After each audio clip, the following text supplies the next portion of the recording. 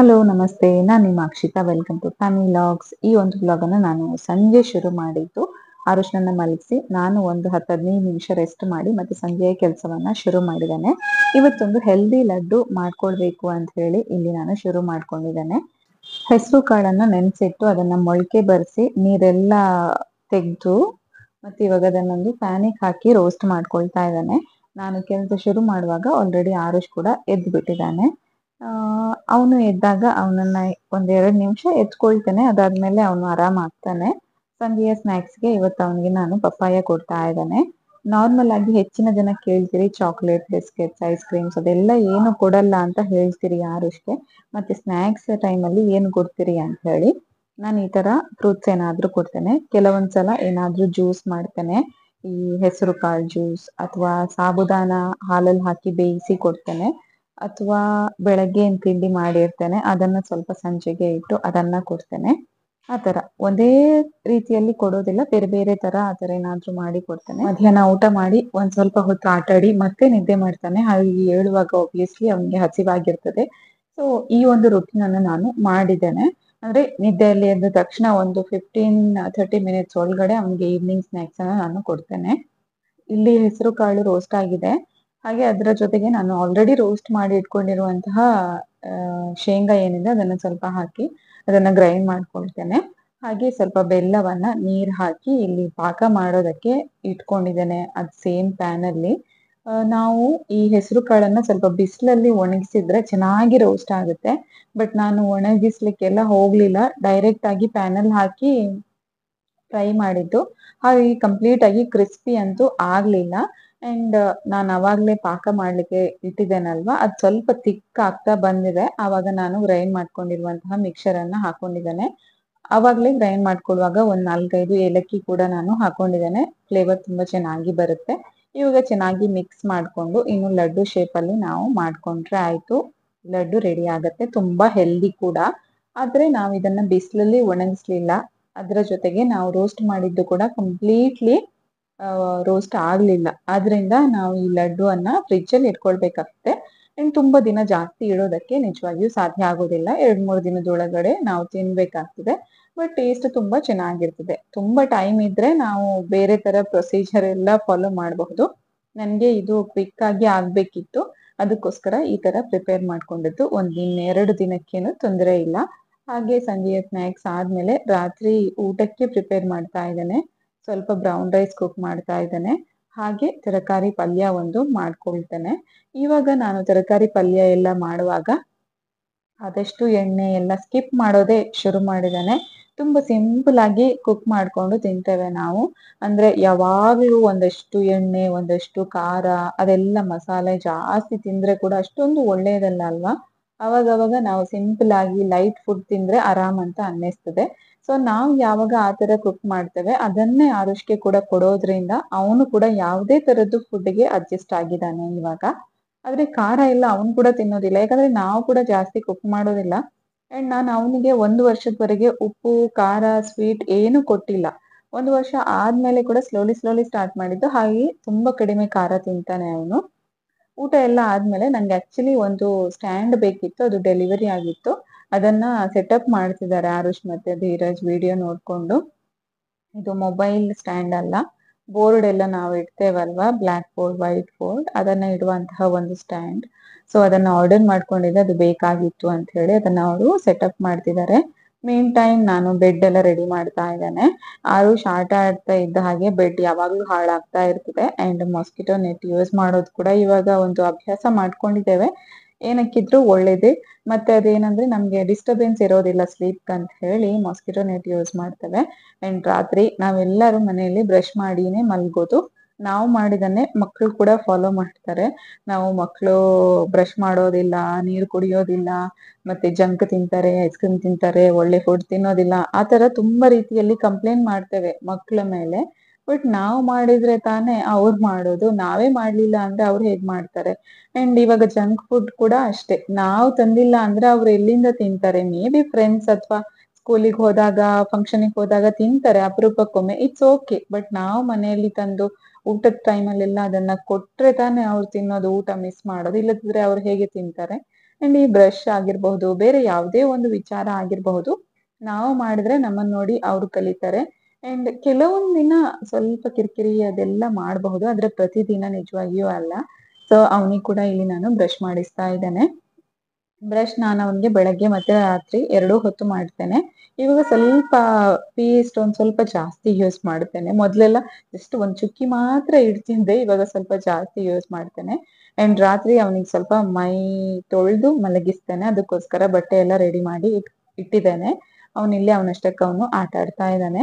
ರಾತ್ರಿ ಹೊತ್ತು ಒಂದ್ ಸ್ವಲ್ಪ ವಾಕಿಂಗ್ ಹೋಗ್ತೇವೆ, ಒಂದು 20 ಮಿನಿಟ್ಸ್ ಮಿನಿಮಮ್, ಕೆಲವೊಂದ್ಸಲ ಅರ್ಧ ಗಂಟೆ. ನಮ್ಮ ಆರುಷ್ ಮೇಲೆ ಡಿಪೆಂಡ್ ಆಗಿರ್ತದೆ, ಅವನು ಎಷ್ಟು ಆಕ್ಟಿವ್ ಆಗಿದ್ದಾನೆ ಅಷ್ಟು ವಾಕಿಂಗ್ ಮಾಡ್ತೇವೆ. ಇಲ್ಲದಿದ್ರೆ ಧೀರಜ್ ಅವನನ್ನ ಎತ್ಕೊಳ್ತಾರೆ, ನಾವು ವಾಕಿಂಗ್ ಮಾಡ್ತೇವೆ. ನಾನು, ಧೀರಜ್ ಮತ್ತೆ ಆರುಷ್ 3 ಜನ ಹೋಗಿ ಒಂದ್ ಸ್ವಲ್ಪ ಹೊತ್ತು ವಾಕ್ ಮಾಡಿ ಬರ್ತೇವೆ. ಆರುಷ್ಗೆ ಇದು ತುಂಬಾ ಬೆಸ್ಟ್ ಟೈಮ್ ನಮ್ ಜೊತೆಗೆ ಎಂಜಾಯ್ ಮಾಡೋದಕ್ಕೆ. ತುಂಬಾ ಎಂಜಾಯ್ ಮಾಡ್ತಾನೆ ಈ ಟೈಮಲ್ಲಿ. ಡೇ ಟೈಮಲ್ಲಿ ನಾನು ಕೆಳಗಡೆ ಕರ್ಕೊಂಡು ಹೋಗ್ತೇನೆ. ನನ್ ಜೊತೆ ಇರುವಾಗ ಅವನದು ನಡವಳಿಕೆ ಡಿಫ್ರೆಂಟ್ ಆಗಿರ್ತದೆ, ಧೀರಜ್ ಜೊತೆ ಇರುವಾಗ ಇನ್ನೂ ಡಿಫ್ರೆಂಟ್ ಆಗಿರುತ್ತೆ. ನಮ್ಮ ಇಬ್ರ ಜೊತೆ ಇರುವಾಗ ಇನ್ನೂ ಖುಷಿ ಆಗಿರ್ತಾನೆ. ಸೊ ತುಂಬಾ ಒಂದು ಖುಷಿಯಾದಂತಹ ಕಾಲವನ್ನ ಅವನು ಇಲ್ಲಿ ಸ್ಪೆಂಡ್ ಮಾಡ್ತಾ ಇದ್ದಾನೆ. ನಾವು ವಾಕಿಂಗ್ ಮಾಡ್ತಿದ್ರೆ ಅವನು ಜಾಗಿಂಗ್ ಮಾಡೋದಂತೆ, ರನ್ನಿಂಗ್ ಮಾಡೋದಂತೆ, ಅದು ಇದು ಅಂತ ಹೇಳಿ ತುಂಬಾ ಎಕ್ಸ್ಪ್ಲೋರ್ ಮಾಡ್ತಾನೆ. ಅಂಡ್ ವಾಕಿಂಗ್ ಮಾಡುವಾಗ ಅಲ್ಲಿ ಇರುವೆ ಅಥವಾ ಜಿರಳೆ ಏನೆಲ್ಲ ಕಾಣ್ತದೆ ಅದನ್ನೆಲ್ಲ ನೋಡಿ ಒಂದ್ ಸ್ವಲ್ಪ ಹೊತ್ತು ಇದ್ದು ಅದು ಹೇಗೆ ಹೋಗ್ತದೆ, ಅದೆಲ್ಲ ಏನ್ ಮಾಡ್ತದೆ ಅದನ್ನೆಲ್ಲ ನೋಡಿ ಮತ್ತೆ ಬರ್ತಾನೆ. ಸೊ ಒಂದು ಅರ್ಧ ಗಂಟೆ ವಾಕಿಂಗ್ ಮಾಡಿದ್ರೆ ತುಂಬಾ ಒಳ್ಳೇದು, ಯಾರಾಗಿದ್ರು ಸರಿ. ಯಾಕಂದ್ರೆ ನಾವು ದಿನ ಪೂರ್ತಿ ನಾವು ಏನ್ ಕೆಲಸ ಮಾಡ್ತೇವೆ ಅಷ್ಟು ಆಕ್ಟಿವಿಟೀಸ್ ನಮ್ಗೆ ಸಾಲೋದಿಲ್ಲ. ಒಂದ್ ಸ್ವಲ್ಪ ವಾಕ್ ಮಾಡಿದ್ರೆ ತುಂಬಾ ಒಳ್ಳೇದದು. ಅಂಡ್ ಮನೆಗ್ ಬಂದು ಆರುಷ್ಗೆ ಸ್ನಾನ ಮಾಡಿಸಿ ಇನ್ನು ಅವನ್ಗೆ ಬಟ್ಟೆ ಹಾಕ್ತಾ ಇದ್ದಾನೆ. ಬ್ರಷ್ ಮಾಡಿಸಿ ಹೋದ್ರೆ ಬಂದೇನು ಕಷ್ಟ ಇರೋದಿಲ್ಲ. ಕೆಲವೊಂದ್ಸಲ ನಾನು ಏನ್ ಮಾಡ್ತೇನೆ, ಅವನ್ನ ಹಾಗೆ ಕರ್ಕೊಂಡು ಹೋಗಿರ್ತೇನೆ. ಮನೆಗ್ ಬಂದು ಕೆಲವೊಂದ್ಸಲ ಬನಾನಾ ಬೇಕು ಅದು ಇದು ಅಂತ ಕೇಳ್ತಾನೆ, ಅದಕ್ಕೋಸ್ಕರ ಬನಾನಾ ಎಲ್ಲ ಕೊಟ್ಟು ಅದಾದ್ಮೇಲೆ ಬ್ರಷ್ ಮಾಡಿಸ್ತಾನೆ. ಆದ್ರೆ ಕೆಲವೊಂದ್ಸಲ ಹಠ ಅಂತ ಮಾಡೋದಿಲ್ಲ. ಹಾಗಾಗಿ ನಂಗೆ ಗೊತ್ತಿರುತ್ತಲ್ವಾ ಅವನು ಎಷ್ಟು ಊಟ ಮಾಡಿದಾನೆ, ಅದು ಸಾಲುತ್ತಾ ಇಲ್ವಾ ಅಂತ ಹೇಳಿ. ಅದ್ರ ಮೇಲೆ ನಾನು ಡಿಸೈಡ್ ಮಾಡಿರ್ತೇನೆ ಅವನ ರುಟೀನ್ ಅನ್ನ. ಇಲ್ಲಿ ಅವನು ಏನೋ ಎಕ್ಸ್ಪ್ಲೇನ್ ಮಾಡ್ತಾ ಇದ್ದಾನೆ, ಅವನಿಗೆ ಏನ್ ಮನ್ಸಿಗೆ ಬರುತ್ತೆ ಅದನ್ನ ಮಾತಾಡ್ತಾ ಮಾತಾಡ್ತಾ ಮಾತಾಡ್ತಾ ಇರ್ತಾನೆ. ನಾವು ಮಕ್ಳಿಗೆಲ್ಲ 1 ವರ್ಷ ಇರುವಾಗ ಯಾವಾಗ್ಲೂ ಅನ್ಕೊಳ್ತೇವೆ, ಯಾವಾಗ ಮಕ್ಳು ಮಾತಾಡ್ಲಿಕ್ಕೆ ಶುರು ಮಾಡ್ತಾರೆ, ಯಾವಾಗ ಮಕ್ಳು ಮಾತಾಡ್ತಾರೆ ಅಂತ. ಆದ್ರೆ ಇವಾಗ ಅದೇನು, ಯಾಕೆ, ಎಲ್ಲಿ, ಯಾವಾಗ ಒಂದಷ್ಟು ಕ್ವೆಶನ್ಸ್, ಬೆಳಗ್ಗೆಯಿಂದ ರಾತ್ರಿವರೆಗೆ ಒಂದು 100,000 ಕ್ವೆಶನ್ಸ್ ಕೇಳ್ತಾನೆ. ನನ್ಗೆ ಕೆಲವೊಮ್ಮೆ ಸುಸ್ತಾಗತ್ತೆ ಆನ್ಸರ್ ಮಾಡಿ ಮಾಡಿ ಮಾಡಿ. ಕೇಳಿದೇ ಕ್ವೆಶನ್ಸ್ ಒಂದು ಕಂಟಿನ್ಯೂಸ್ ಒಂದು 30 ದಿನ ಒಂದು ಕ್ವೆಶನ್ ಕೇಳಿದ್ರೆ ಅದು ಒಂದು 30 ದಿನ ಕಂಟಿನ್ಯೂಸ್ ಸೇಮ್ ಕ್ವೆಶನ್ಸ್, ಬೆಳಗ್ಗೆ ಮಧ್ಯಾಹ್ನ ರಾತ್ರಿ, ಬೆಳಗ್ಗೆ ಮಧ್ಯಾಹ್ನ ರಾತ್ರಿ. ಸೊ ಆತರ ಮತ್ತೆ ನಾವು ರಾತ್ರಿ ನಿದ್ದೆ ಮಾಡಿದ್ವಿ. ಇದು ನೆಕ್ಸ್ಟ್ ಡೇ ಮಾರ್ನಿಂಗ್ ಬೆಳಗ್ಗೆ ಎದ್ದು ನಂದು ನಾರ್ಮಲ್ ಕೆಲಸ ಶುರುವಾಗಿದೆ.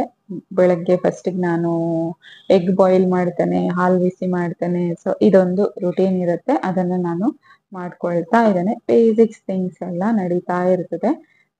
ನಾನು ಎದ್ದು ಒಂದ್ ಸ್ವಲ್ಪ ಹೊತ್ತಾಗುವಾಗ ಆರುಷ್ ಕೂಡ ಎದ್ದೇಳ್ತಾನೆ. ತುಂಬಾ ಟೈಮ್ ಕೊಡೋದಿಲ್ಲ ಬೆಳಗ್ಗೆ. ಅವನೊಂದು 6-6:30 ಒಳಗಡೆ ಎದ್ದಾಗತ್ತೆ. ಅದಕ್ಕಿಂತ ಜಾಸ್ತಿ ಮಲ್ಗೋದು ತುಂಬಾ ಅಂದ್ರೆ ತುಂಬಾ ಅಪರೂಪ ಆಗಿದೆ. ಅದು ಕೂಡ ಇವಾಗ ಬೇಸಿಗೆ ಶುರುವಾಗಿದೆ ಅಲ್ವಾ, ಅವನಿಗೆ ತುಂಬಾ ತಂಪು ಅಂತ ಕೂಡ ಅನ್ಸೋದಿಲ್ಲ. ಚಳಿಗಾಲದಲ್ಲಿ ಸ್ವಲ್ಪ ನಿದ್ದೆ ಮಾಡ್ತಿದ್ದ ಒಂದ್ 7 ಗಂಟೆವರೆಗೆ. ಆದ್ರೆ ಇವಾಗ 6-6:30 ಮ್ಯಾಕ್ಸಿಮಮ್ ಅಂದ್ರೆ 6:30 ಎದ್ದು ಬರ್ತಾನೆ ಕಿಚನ್ನಿಗೆ. ಕಣ್ಣು ಓಪನ್ ಮಾಡ್ಲಿಕ್ಕೆ ಆಗಿಲ್ಲ ಅಂದ್ರೂನು ಎದ್ದು ಬರ್ತಾನೆ. ನಾನು ವಿಂಡೋದಲ್ಲಿ ನೋಡಿದೆ, ಸನ್ಲೈಟ್ ಆಲ್ರೆಡಿ ಬಂದಿದೆ, ಅದಕ್ಕೋಸ್ಕರ ಎದ್ದು ಬಂದೆ ಅಂತ ಹೇಳ್ತಾನೆ. ಪಾಪ ಅಂತ ಅನ್ನಿಸ್ತದೆ. ಅದೇ ನಾನ್ ಕೂಡ ತುಂಬಾ ಬಿಸಿ ಇರ್ತೇನೆ. ಅವನು ಹತ್ರ ಎತ್ಕೊಳ್ತಾನೆ. ಅವ್ನು ನಾರ್ಮಲ್ ಆಗಿದ್ರೆ ನಾನ್ ಜಸ್ಟ್ ಮಾತಾಡ್ತೇನೆ, ಅವನು ಕಂಪ್ಲೀಟ್ ಆಗಿ ನಿದ್ದೆಯಿಂದ ಹೊರಗಡೆ ಬರ್ತಾನೆ. ಮತ್ತೆ ನಾನು ಏನ್ ಮಾಡ್ತೇನೆ, ಅವನೀಗ ಬಂದಾಗ ಅವನಿಗೆ ಸ್ವಲ್ಪ ನೀರ್ ಕೊಡ್ತೇನೆ, ಬ್ರಷ್ ಎಲ್ಲ ಮತ್ತೆ ಮಾಡಿಸ್ತೇನೆ. ನೀರ್ ಕೊಟ್ಬಿಡ್ತೇನೆ, ನೀರ್ ಕುಡಿತಾನೆ. ಅದಾದ್ಮೇಲೆ ಅವನಿಗೆ ಬ್ರಷ್ ಮಾಡಿಸಿ ಮತ್ತೆ ವಾಶ್ರೂಮ್ಗೆಲ್ಲ ಕರ್ಕೊಂಡು ಹೋಗಿ, ನನ್ಗೆ ಅಲ್ಲಿ ಒಂದು 20-30 ಮಿನಿಟ್ಸ್ ಬೇಕಾಗ್ತದೆ. ವಾಶ್ರೂಮ್ ಅಲ್ಲಿ ಕೆಲವೊಂದ್ಸಲ 1-2 ಎಲ್ಲ ಇದ್ರೆ ಅರ್ಧ ಗಂಟೆ ನಿಜವಾಗಿಯೂ ಬೇಕೇ ಬೇಕು. ಮ್ಯಾಂಗೋ ತಂದದ್ದಿತ್ತು, ಇವನ್ನು ಮ್ಯಾಂಗೋ ಸೀಸನ್ ಸ್ಟಾರ್ಟ್ ಆಯ್ತಲ್ವಾ, ಸೊ ಮ್ಯಾಂಗೋ ಎಲ್ಲ ಚೆನ್ನಾಗಿ ಸಿಕ್ಕಿದ್ರೆ ತಿಂದ್ರೆ ಖುಷಿ ಆಗುತ್ತೆ. ಸೊ ಮ್ಯಾಂಗೋ ತರಿಸಿದ್ದೆ.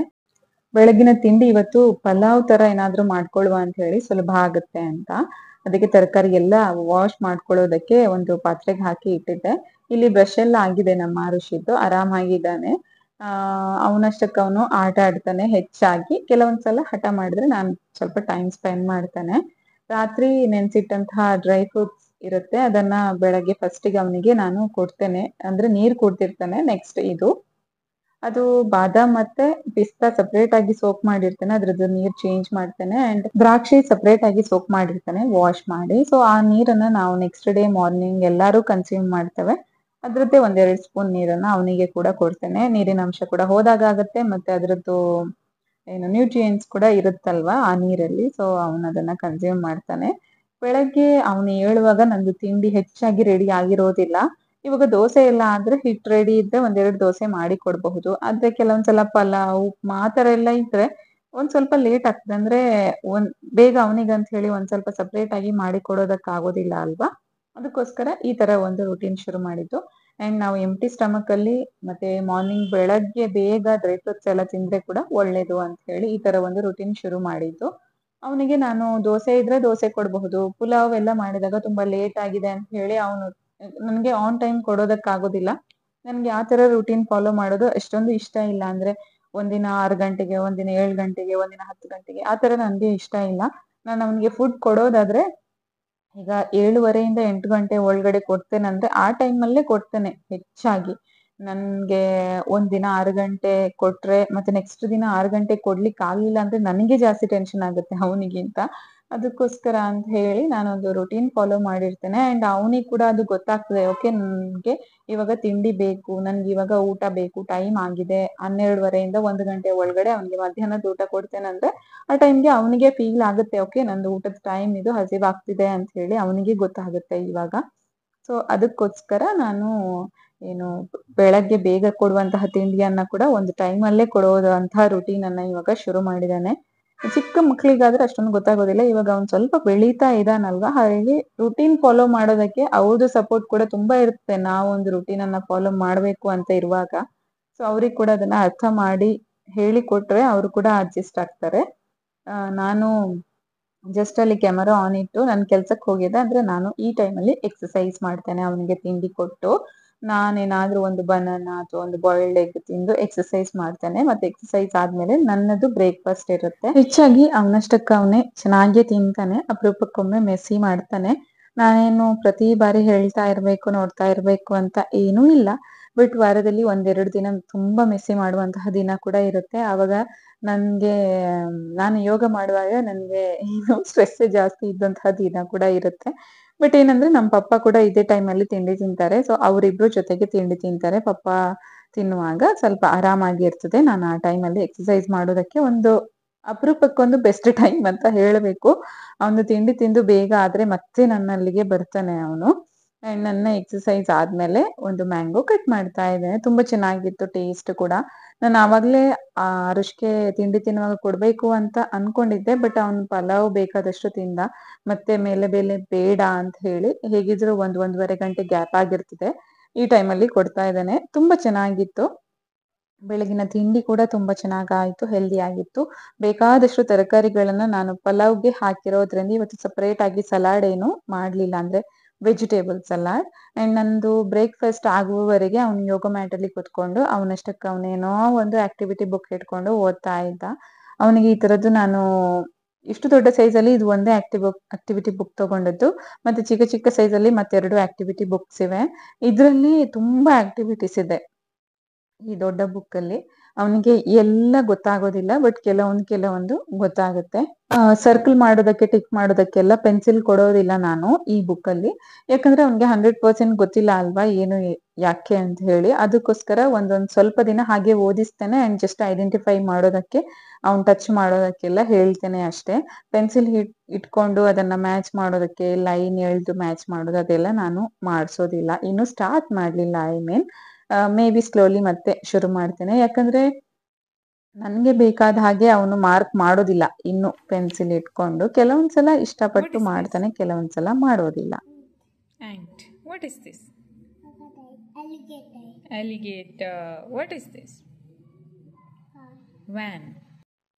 ಐಡೆಂಟಿಫೈ ಮಾಡೋದೆಲ್ಲ ತುಂಬಾ ಚೆನ್ನಾಗಿ ಮಾಡ್ತಾನೆ ಅವನು. ತುಂಬಾ ವಸ್ತುಗಳನ್ನ ಐಡೆಂಟಿಫೈ ಮಾಡೋದಕ್ಕೆ ಅವನಿಂದ ಸಾಧ್ಯ ಆಗತ್ತೆ.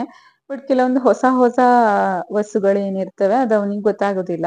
ವೈಗೆ ಯಾವಾಗ್ಲೂ ಯಾಕ್, ಯೋಯೋ ಅವ್ನ್ ಕಲ್ತಿದ್ದು ಹೆಚ್ಚಾಗಿ. ಈ ಯಾರನ್ನೆಲ್ಲ ಅವನಿಗೆ ಅಷ್ಟೊಂದು ಐಡಿಯಾ ಇಲ್ಲ. ಸೊ ಆ ತರ ಈ ಬುಕ್ ಅಲ್ಲಿ ಕೂಡ ಅವನಿಗೆ ತುಂಬಾ ವಿಷಯಗಳು ಗೊತ್ತಾಗ್ತಾ ಇದೆ. ನಾನು ಪ್ರತಿದಿನ ಫೋರ್ಸ್ಫುಲಿ ಕುತ್ಕೊಳಿಸೋದಿಲ್ಲ.